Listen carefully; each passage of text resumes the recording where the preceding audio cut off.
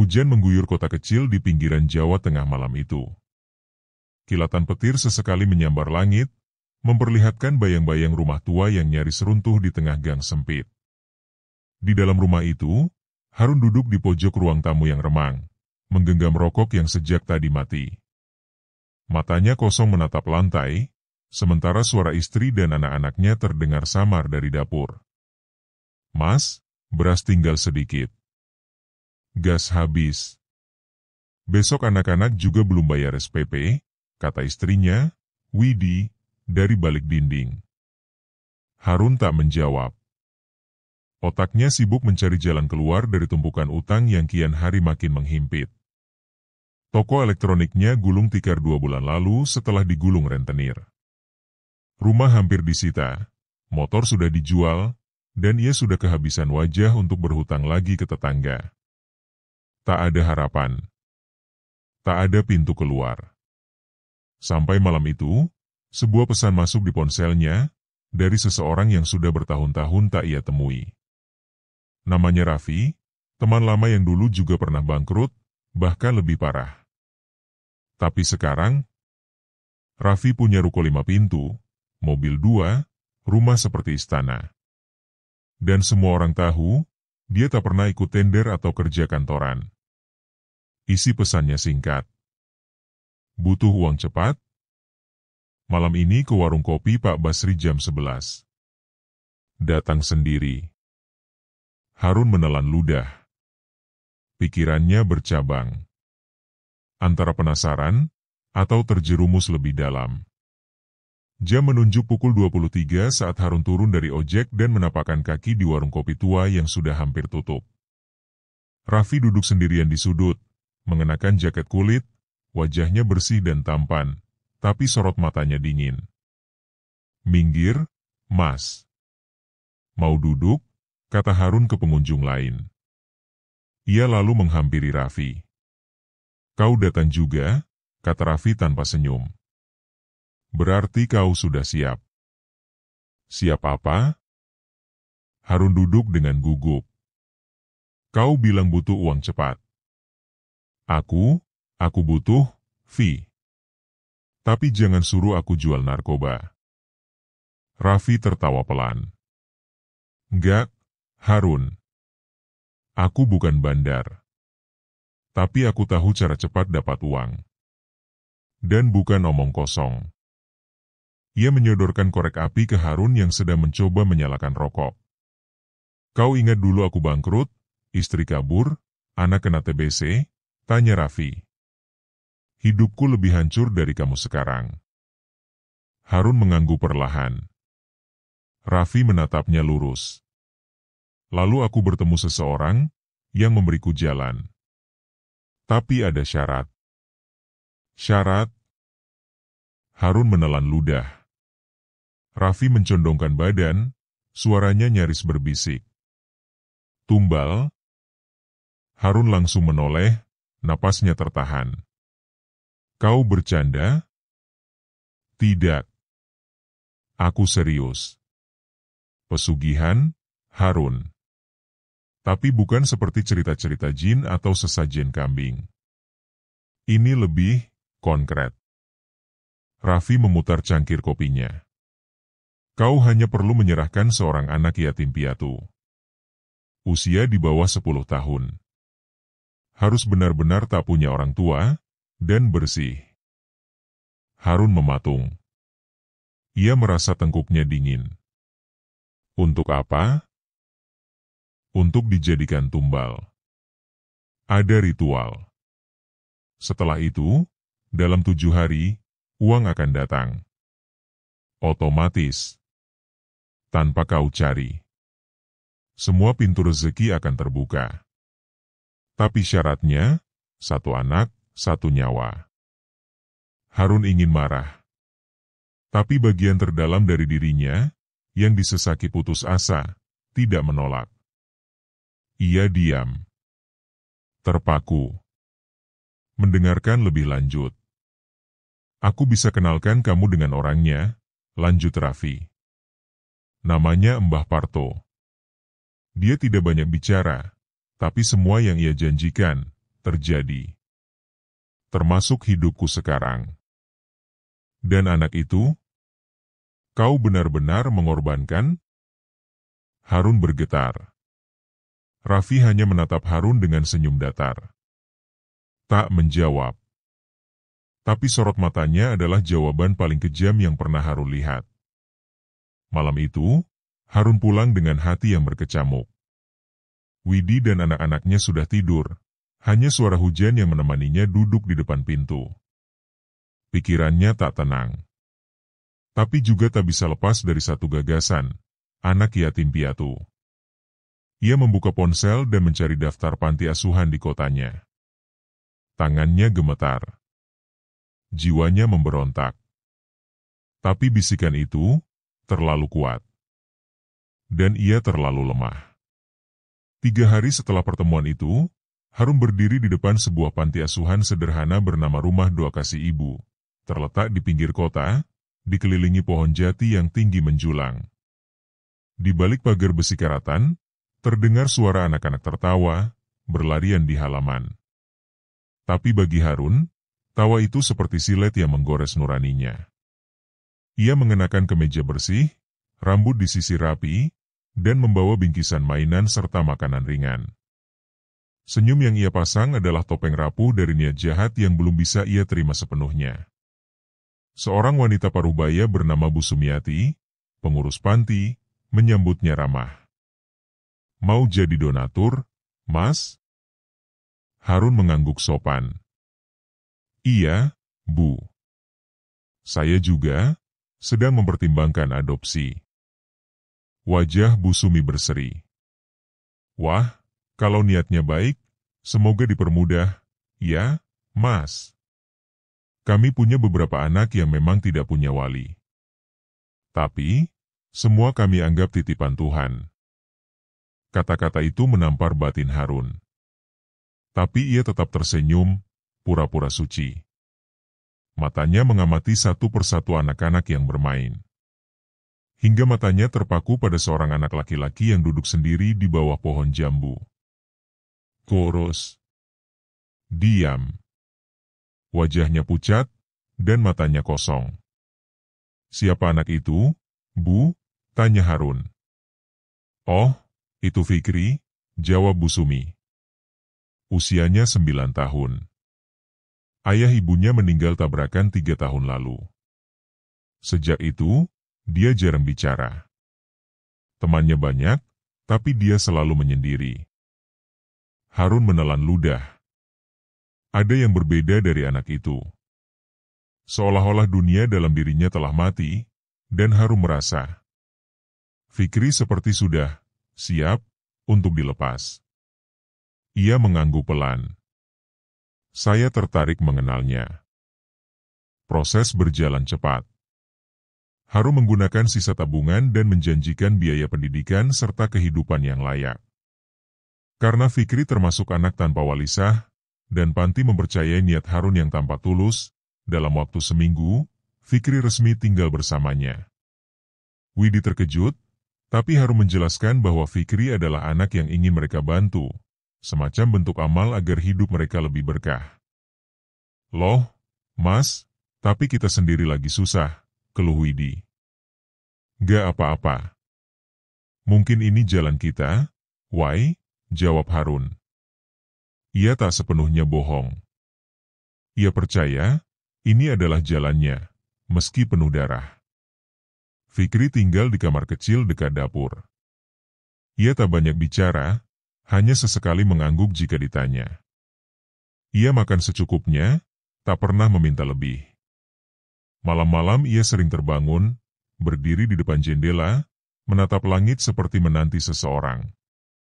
Namun Harun tak peduli. Setiap malam ia hanya menghitung mundur waktu ritual yang dijanjikan. Seminggu setelah Fikri tinggal, Harun menemui Raffi lagi. Mereka pergi ke sebuah desa terpencil yang hanya bisa dijangkau lewat jalan berbatu, masuk ke hutan pinus, hingga berhenti di depan sebuah gubuk reot dengan pagar bambu. Di dalam, duduk seorang pria tua berpakaian lusuh dengan mata putih melotot dan tubuh dipenuhi rajah. Embah Parto. Sudah siap? Suara Mbah Parto parau seperti daun kering terbakar. Harun mengangguk. Anaknya sudah di rumah. Mbah Parto mengguratkan garis di tanah dengan pisau keris. 7 malam dari sekarang. Bawa dia ke lokasi yang sudah kutandai. Anak itu harus dalam keadaan sadar. Jangan berikan obat atau bius. Dia harus tahu bahwa ia dijadikan tumbal. Harun tercekat. Kenapa harus sadar? Karena ketakutan dan kesadarannya adalah pembuka gerbangnya, jawab Mbah Parto dingin. Harun pulang dengan perasaan terbelah. Ia melihat Fikri duduk di ruang tengah, memeluk boneka singa pemberian Bu Sumi. Anak itu menoleh ke arahnya dan berkata lirih, "Om, malam ini ada suara ketukan di jendela. Tapi aku nggak berani lihat." Harun tak menjawab. Ia menatap anak itu, dan untuk sesaat, hatinya ingin menyerah. Namun bayangan utang, ejekan tetangga, dan penderitaan keluarganya kembali menghantam keras. Ia menarik napas panjang. 7 malam lagi. Dan setelah itu, semuanya akan berubah. Atau, begitulah ia pikir. Malam ke-7. Langit tampak lebih gelap dari biasanya. Tak ada bintang, hanya bulan sabit redup yang menggantung muram di balik awan pekat.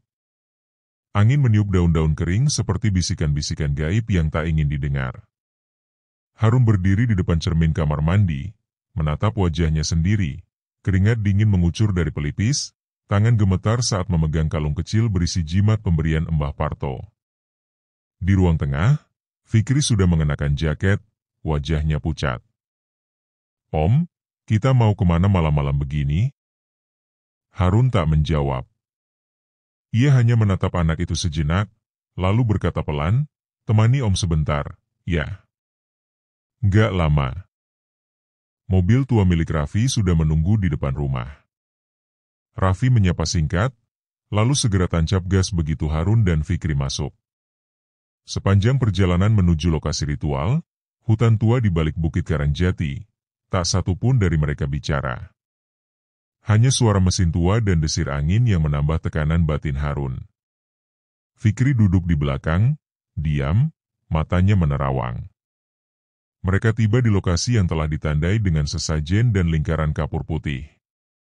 Mbah Parto sudah menunggu, mengenakan jubah hitam, duduk bersila di tengah lingkaran, dengan wajah tertutup topeng kayu penuh ukiran aneh.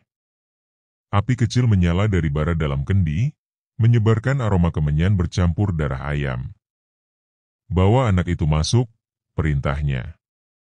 Harun menggandeng tangan Fikri, memaksanya masuk ke dalam lingkaran. Anak itu mulai ketakutan. "Om, ini di mana?" "Aku takut." Harun diam. Raffi memegangi bahu Harun dari belakang. "Lanjutkan. Jangan mundur sekarang." Fikri mulai menangis. "Om, pulang aja, ya? Aku janji gak nakal, aku janji." Tangisan itu menusuk telinga Harun. Tapi ritual harus berjalan. Ia memejamkan mata, menahan air mata, dan menundukkan tubuh Fikri di hadapan Mbah Parto. Mbah itu mengambil belati kecil dari kendi, memotong jari Fikri hingga darahnya menetes ke dalam tempurung kelapa. Fikri menjerit. "Astaga!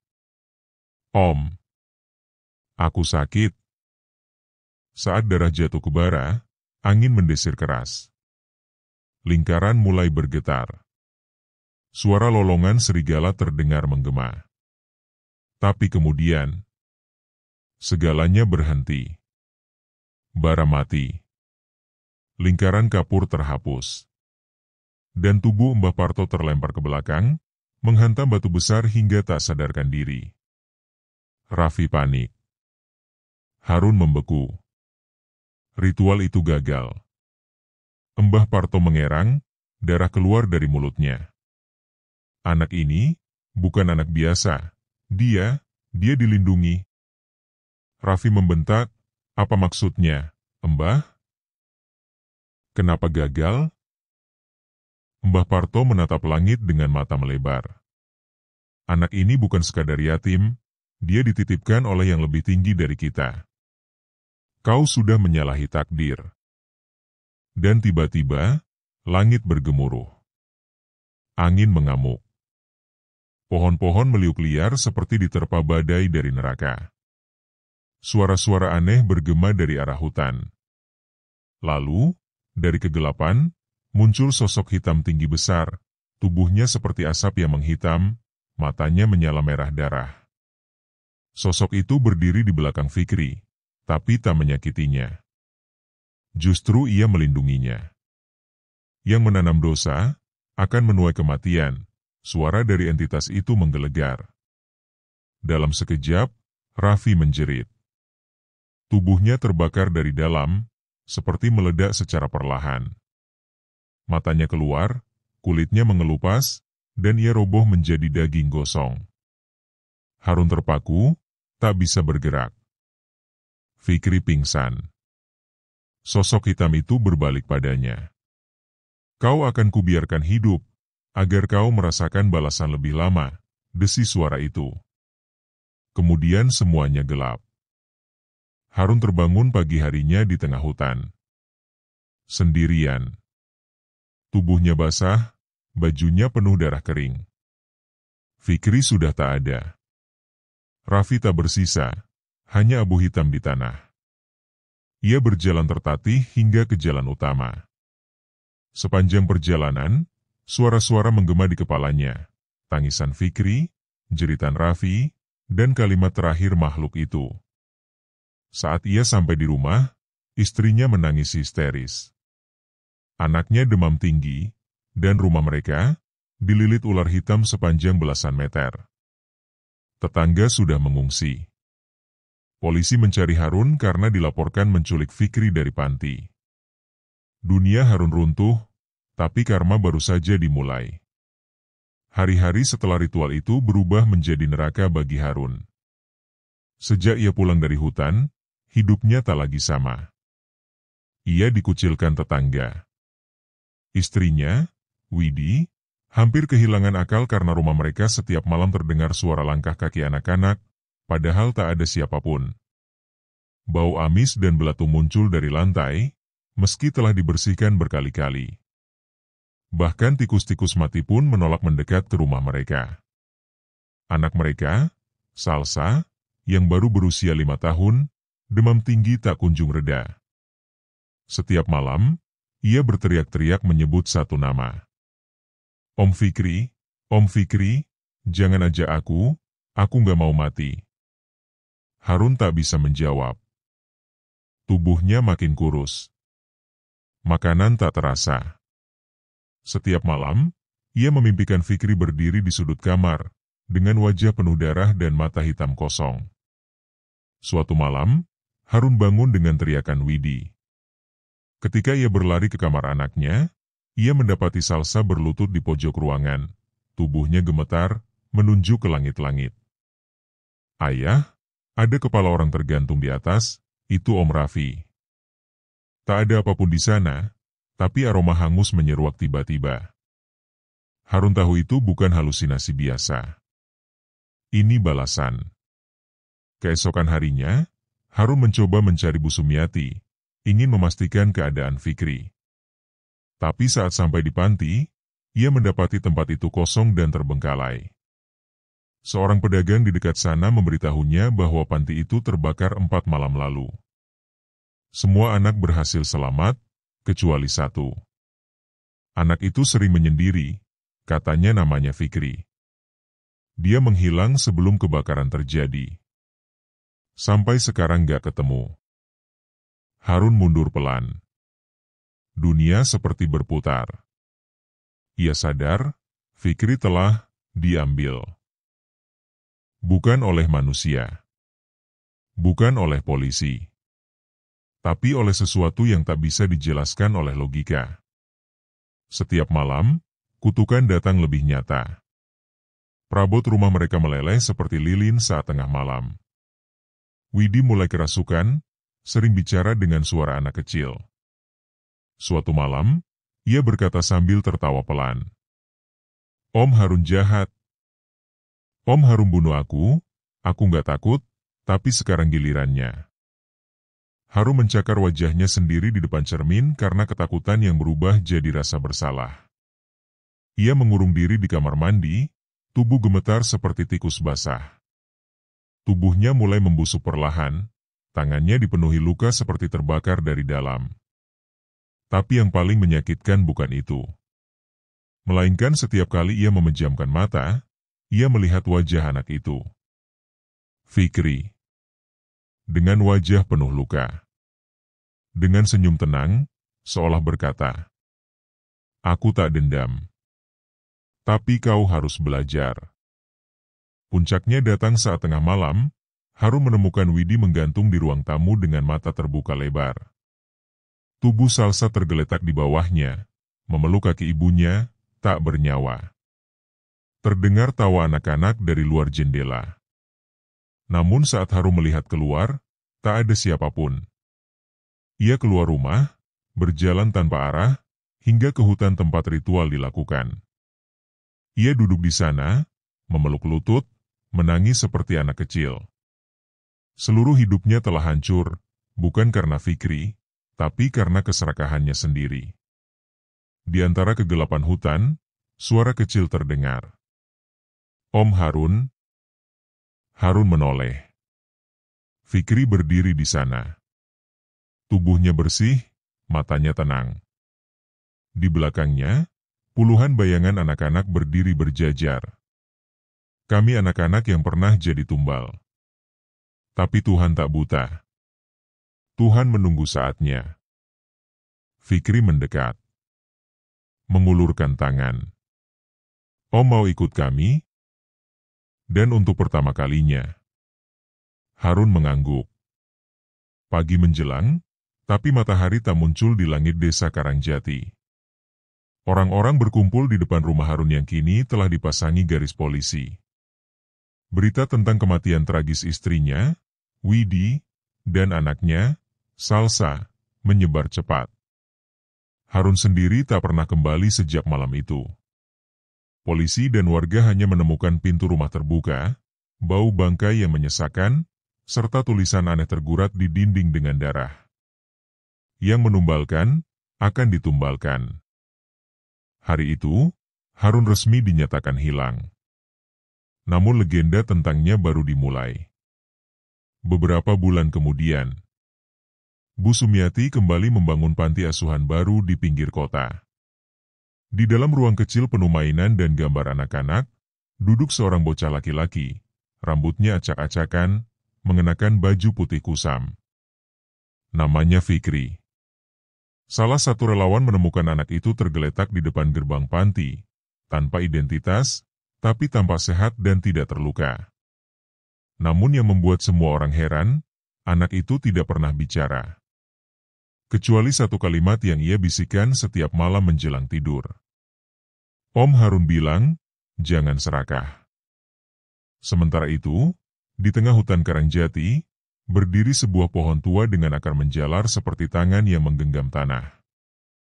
Di bawahnya, ada batu besar yang menyerupai nisan. Tak bertuliskan nama. Konon, saat malam-malam tertentu, suara pria dewasa menangis kadang terdengar dari sana.